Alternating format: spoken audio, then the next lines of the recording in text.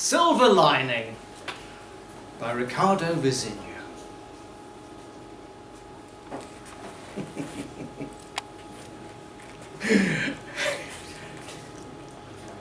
Can bears talk? It's not a question I had contemplated before today. Not a question, believe it or not, that had even tickled my consciousness prior to this evening's trip home. Instead, at the time of boarding this train, there is another query percolating in my brain.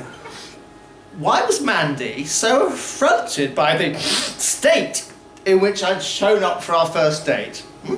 Marketing executive, Mandy, from Kingston upon Hull, and who, according to her Insta profile, is a techno queen who loves nothing more than to let loose after a week of working hard to be able to play even harder. Painting nails emoji, devil emoji, pill emoji ×3, wink emoji ×2, sloshed face emoji XOXO.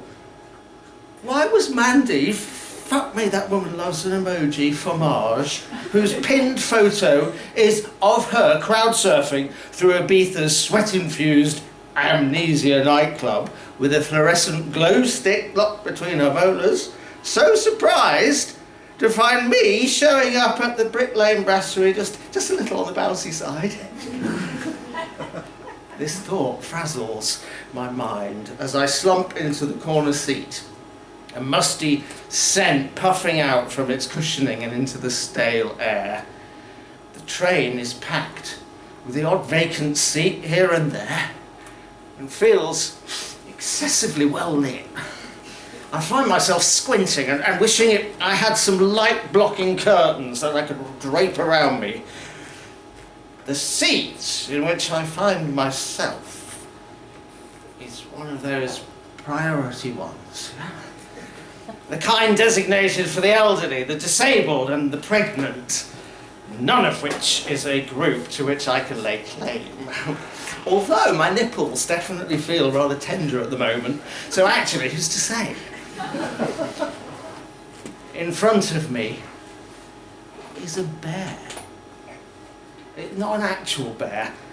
I don't think. Although I say this with some trepidation because I've gummed a bit of Mandy. Oh, no, not that Mandy. No, chance would be a fine thing, though.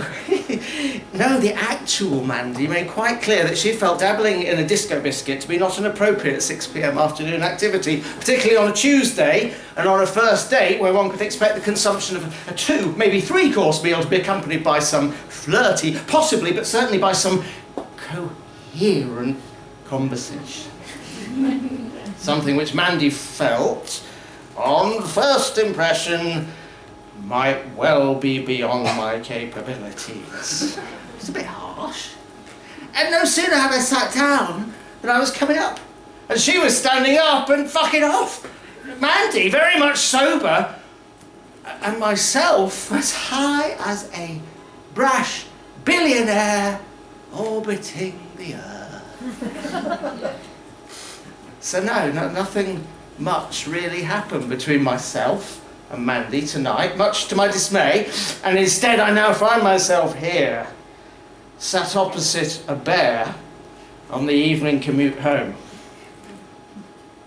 Or what I think is a bear, but that in reality might well be nothing more than a ginormous man who's all hair and little eyes. But he also might be a bear. A bear in Whitechapel on the Hammersmith and City line, also in a priority seat. I know it's unlikely, unless it's a pregnant bear.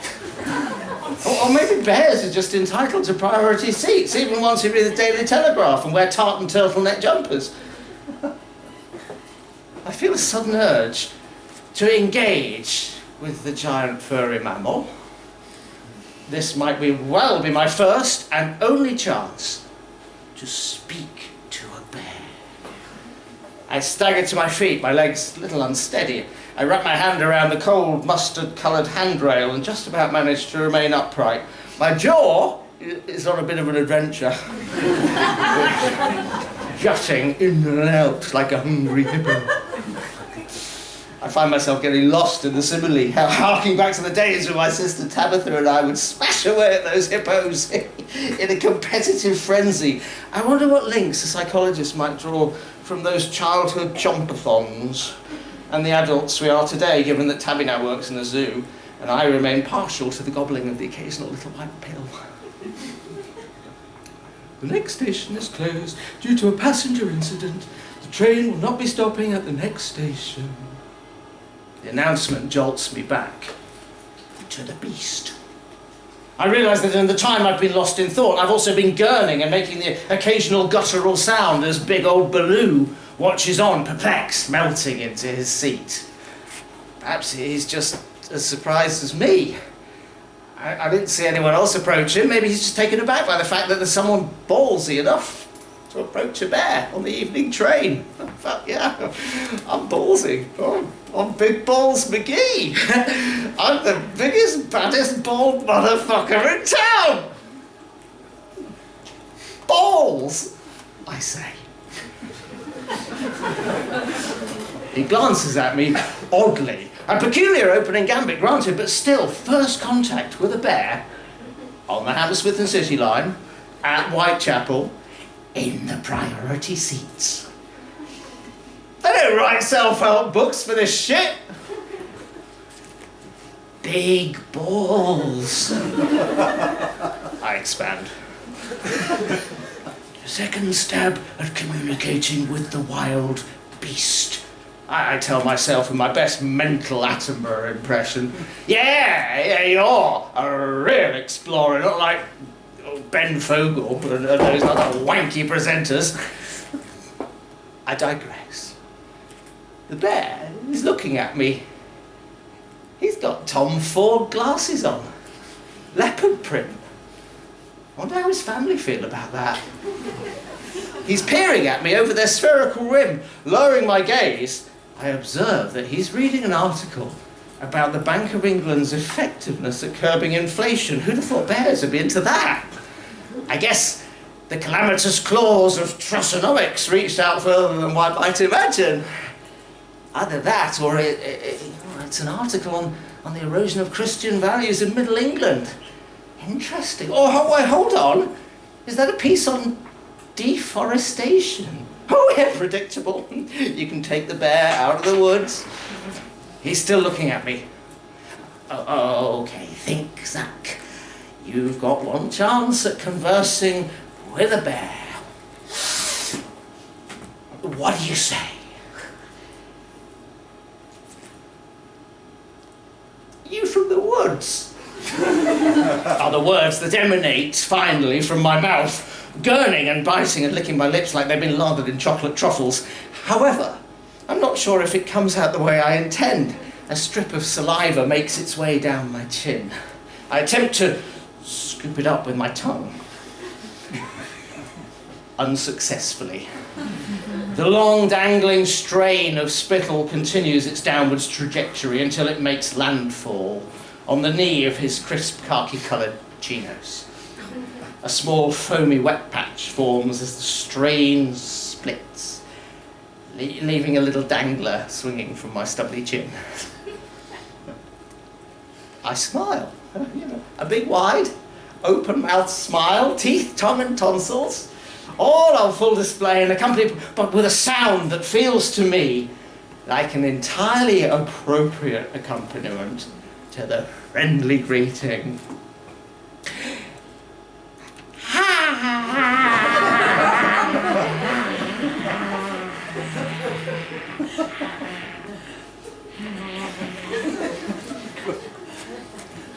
So his mouth too is open, but he isn't smiling.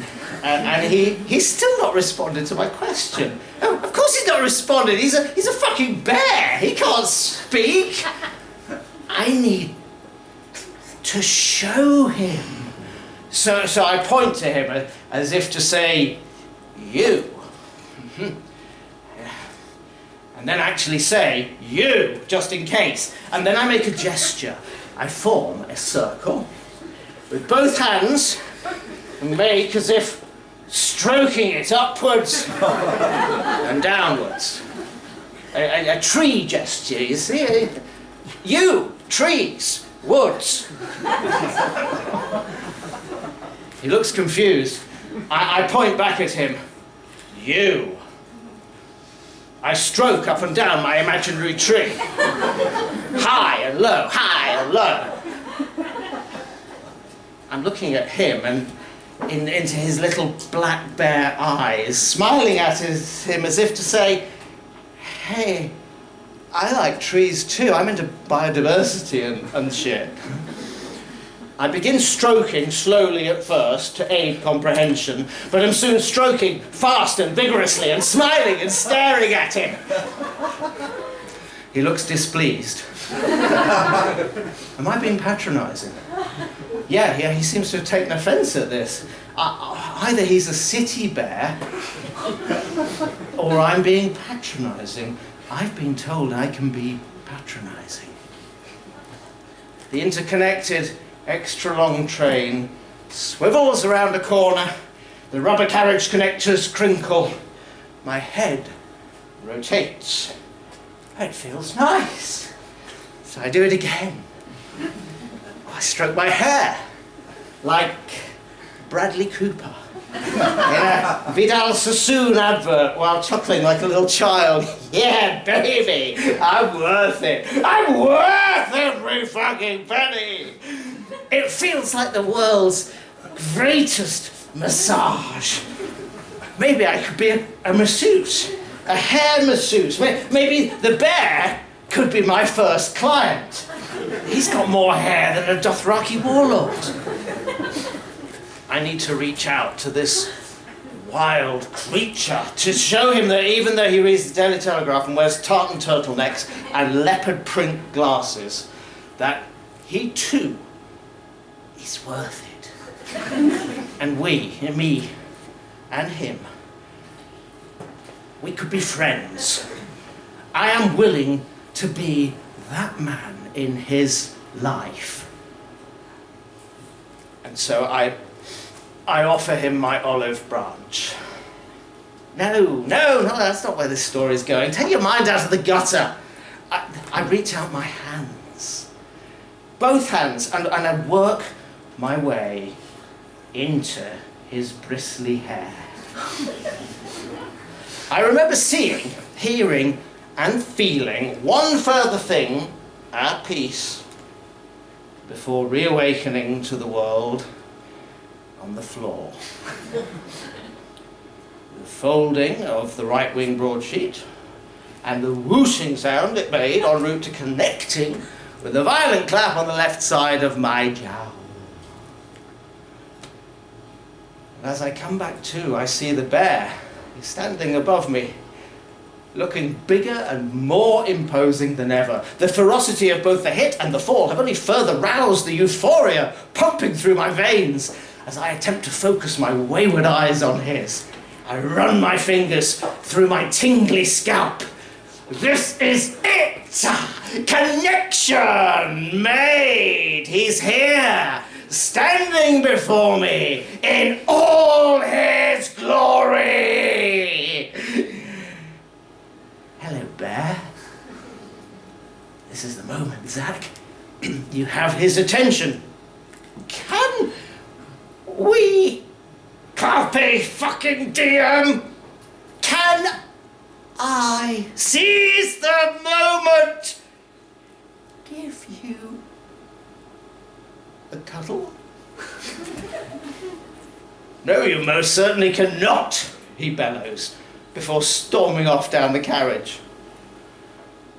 And so goes the tale of how on one night, this night, I find myself rejected for both love and for friendship, by both beauty and by beast. But still, I am doped up deep on dopamine, have just discovered the answer to my question. Yes, bears can indeed talk, and have instead found solace on this floor, cuddling onto an elderly man's slightly urine-scented, but very much soft and stationary leg. So, every cloud, eh?